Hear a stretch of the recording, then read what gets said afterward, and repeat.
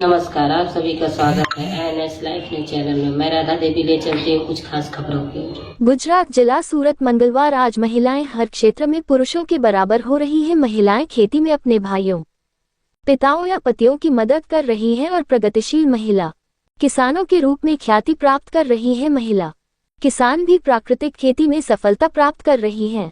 सूरत जिले के महुआ तालुका के बरोदिया गांव की 44 वर्षीय आदिवासी महिला किसान सरलाबेन राठौड़ और उनकी 65 वर्षीय मां नयनाबेन इसका प्रमुख उदाहरण है, जो पिछले 3 वर्षों से गोबर की खाद और गोमूत्र का उपयोग करके प्राकृतिक रूप से केले और हल्दी की खेती करके उत्कृष्ट कृषि उत्पादन और आर्थिक लाभ प्राप्त कर रहे हैं। टिश्यू कल्चर केला योजना के तहत सरलाबेन को परियोजना प्रशासक कार्यालय मांडवी के माध्यम से 2.50 बीघा भूमि में 1500 टिश्यू कल्चर केला पौधे, 45 बैग शहरी खाद, 10 बैग यूरिया, 8 बैग पोटाश और अन्य कवकनाशी का लाभ मिला है। वे 1500 टिश्यू कल्चर केले के पौधों के माध्यम से केले की खेती करके आत्मनिर्भर बन गए हैं। सरलाबेन राठौड़ बताती हैं कि 2013 में उनके पिता की मृत्यु के बाद उन्होंने अपनी मां के साथ मिलकर खेती में रुचि लेनी शुरू की और धीरे धीरे उनकी भी खेती में रुचि बढ़ती गई। उन्होंने अपनी शिक्षण नौकरी छोड़ दी और खेती की ओर रुख किया। ऐसे में आत्मा परियोजना कार्यालय से प्राकृतिक खेती की जानकारी प्राप्त कर वह नवसारी कृषि विश्वविद्यालय में प्राकृतिक खेती शिविर में शामिल हुई। शिविर में गहन ज्ञान प्राप्त करने के बाद मैंने प्राकृतिक खेती करने का निर्णय लिया। शुरू में प्राकृतिक खेती करने वाले अन्य किसान हमारा मजाक उड़ाते थे और कहते थे हम महिलाएं हैं जो खेती करती हैं, महिलाएं घर पर ही बेहतर रहती हैं।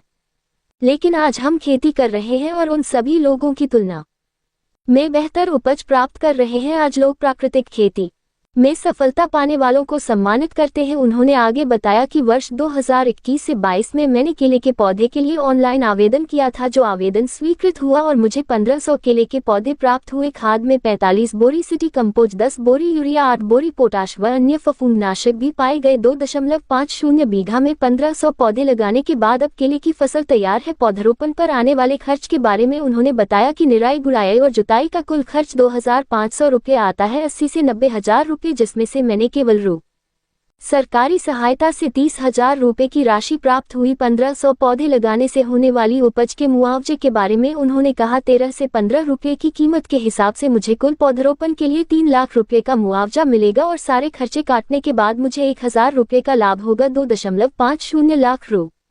उन्होंने कहा कि केले के साथ साथ हल्दी को भी अंतर फसल के रूप में लगाया गया है। हम हल्दी का मूल्य संवर्धन हल्दी पाउडर बनाकर करते हैं और इसे सोशल मीडिया के माध्यम से बेचते हैं। इससे प्रतिमाह 30,000 की आय हो रही है। अंत में उन्होंने सरकार से प्राप्त वित्तीय सहायता के बारे में बताया कि राज्य सरकार की विभिन्न किसान उन्मुखी योजनाओं के माध्यम से हम जैसे सीमांत किसान आर्थिक रूप से स्वतंत्र हुए हैं। रुपये की सहायता हल्दी पाउडर पीसने वाली पल्वराइजर मशीन पर 22,140 रुपये, पावर टिलर मशीन पर 32,250 रु, जटका मशीन पर 10,000 रु, प्रेशर पंप मशीन पर 8,000 रु।